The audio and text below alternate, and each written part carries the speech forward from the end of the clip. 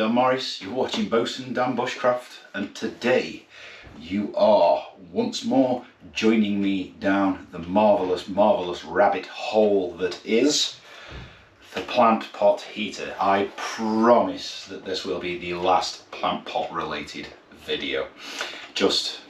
We're done with this, but we've one more phase to go through. Today is the evolution of the plant pot heater.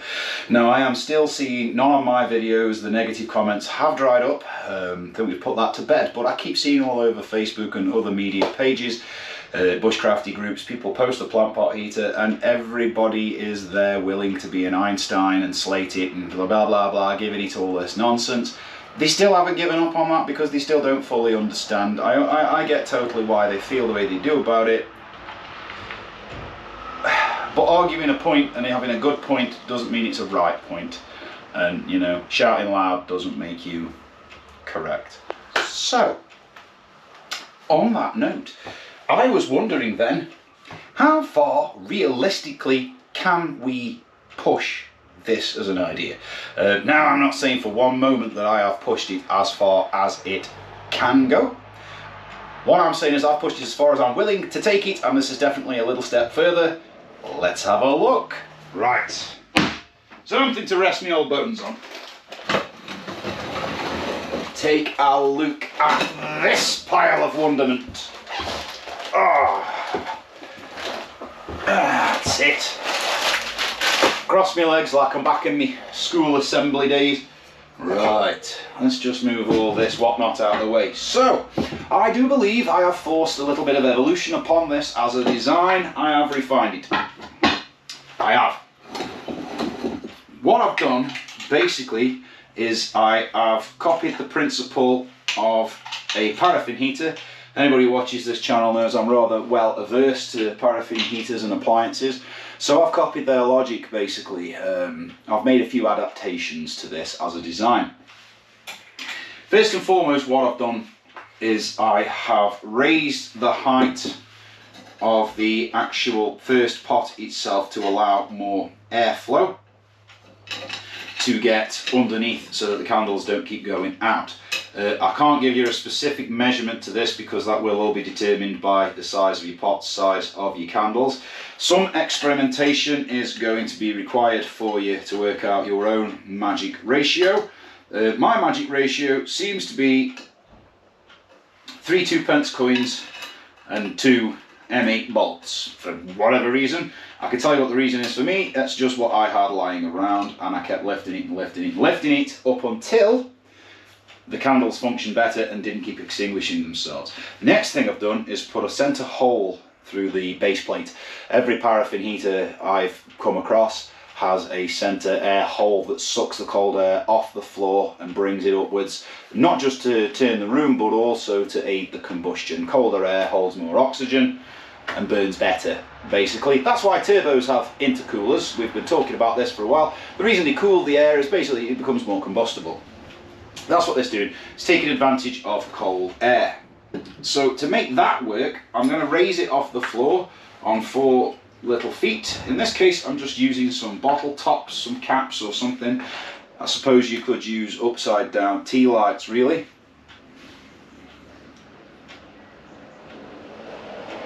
There we go. Raised in the air. Lovely. Now, at this point, I'm going to light the candles anyway, get them in there now. It'll be 4 like it was before. So just like last time, put your candles as far outwards towards your 2p coins as they'll go. That forces the heat onto the walls of your first pot. We need the whole structure to get as hot as possible. Lovely. Now then, this is where more adaptations come in. Air holes. Better, I know I've slipped with the drill and banged a big hole there. It doesn't make much difference to it because the next set line up, so it closes the problem anyway. Extra air holes to cause more draw to really send that heat up.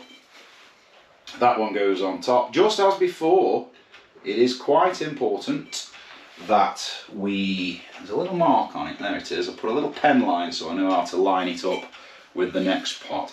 It's quite important that we're relatively well balanced on the bottom plate. We don't want anywhere closed up one side or the other, because that will just cause a weird airflow and a weird drag. Now, next pot, again holes, again slit with the drill. Little line marker there so I know that they're all lined up from the outside without looking over into it, burning my face. Get that nice lined up. Lovely, lovely, lovely. Now, this next part is crucial. Crucial it is. Bits of old cans, baffles. And because the pot tapers out, the heat doesn't want to go to the side walls of this pot. It just doesn't. It'll do it on the bottom one completely on its own and unaided. Here on the top pot, because we're now angled that way, the heat doesn't want to meet the sides of this pot. Baffles, make some funny shapes. Get them in there.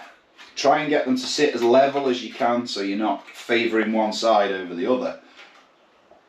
And what this will do is, as the hot air rises, it'll hit these metal plates and send it one way or the other onto the sides of the pot, which will encourage the pot to heat up better for you. I have tested it without the baffles. It doesn't work anywhere near as well, in all honesty. Now then, first base plate. It's going to sit on top of there. It's got a lot of holes drilled into it to let the air flow through. And this is going to act like the top of your chimney pot.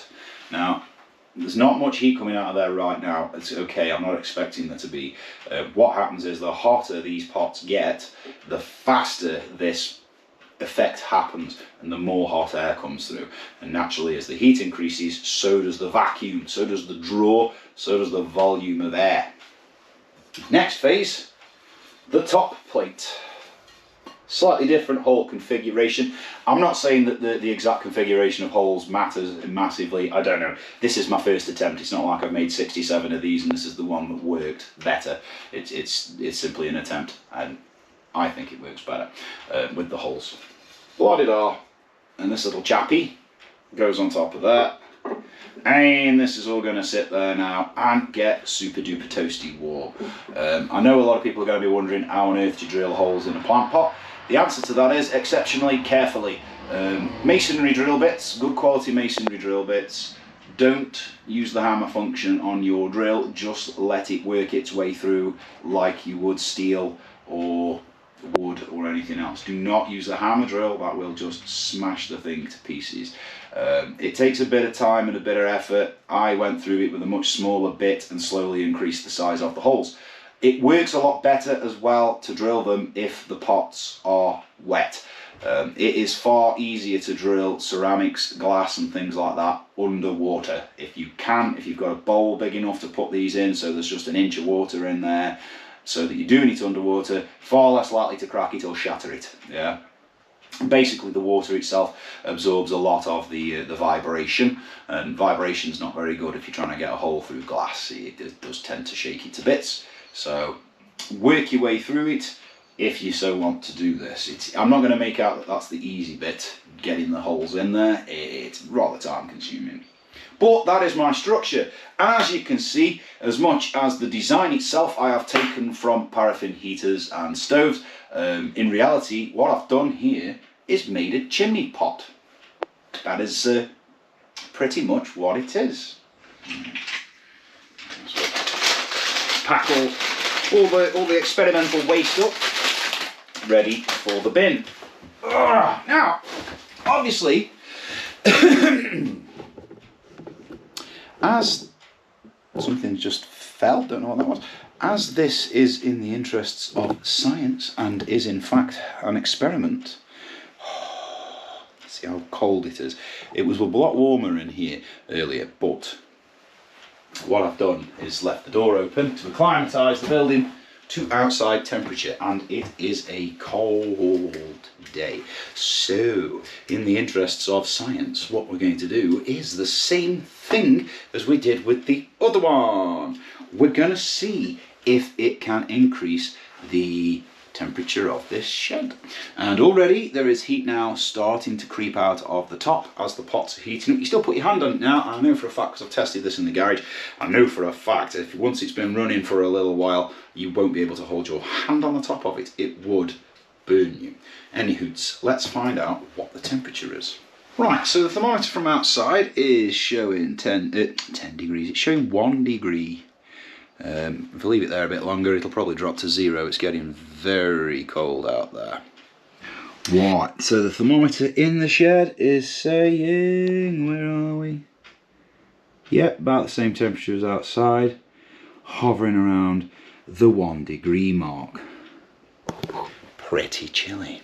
So I'm going to leave the heater there doing its thing. I'm going to close the door and I'm going to come back in a little while and see what difference, if any, it has made.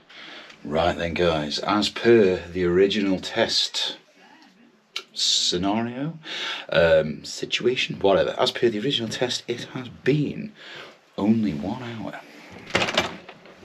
Let's go find out. Ooh, it's not very warm. It is chilly. Very chilly. But how chilly? Ooh, we are below 0. These silly thermometers. Gotta get it at the angle where you can see the damn thing. Where is it? Aha! There we go. It has fallen to below 0 outside. Now then. Oh. Poof! In the soft glow of the shed. Hello. There we go. We are glowing away down there. Beautiful. Look at that. Oh, what a welcoming sight. Actually, should we see if we can see it with the switch the GoPro lamp off? And ooh, look at that. It's quite charming, really, isn't it? Now, I know you can't exactly see with it, but that's not really the point. It's a charming glow. And as we know, a charming glow can make you feel warm. Now, this is only 1 hour that this has been going. And I know that it takes a bit longer to get it to sort of boiler brew temperature. Yep, that is hot.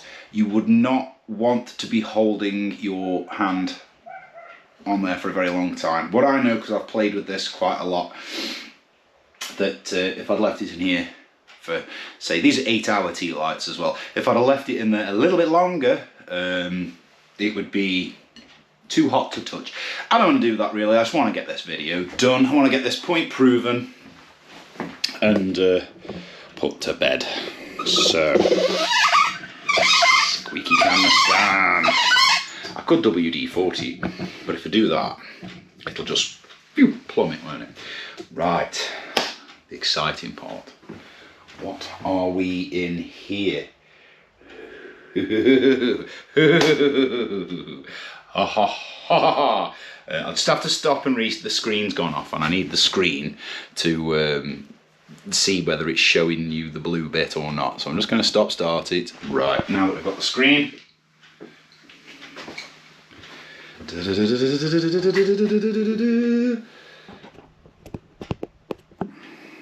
There's me blue light. Aha, aha!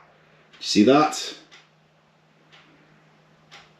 What are we? 10, 11, 12 degrees!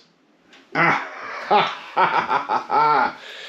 Yes! Now that, in an hour, is not just a climb, that's massive. So before, the standard pot was 4 to 6.5, 2.5 degrees. Not a lot, is it? With the fan, the outside was 5 degrees, and with the fan assist, the inside temperature was 11. I've still got it wrote down. So 6 degrees. Gets higher with the fan because it's distributing out. If I haven't put the fan on this one, I'm not doing that for this test. It'll do how we are. But even though you can still see my breath, we are 12 degrees. It's now in the minus out there. It is around -1 outside.